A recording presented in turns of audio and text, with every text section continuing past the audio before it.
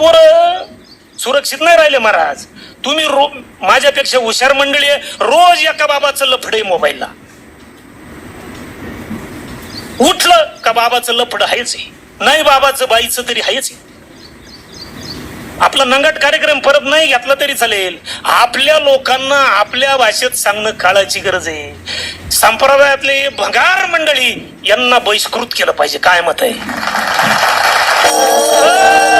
बाकीचं मंडळी जाऊ द्या, निदान कीर्तनकार, गायक मंडळी, मृदंगाचार्य मंडळी यांचं आचरण कसं पाहिजे?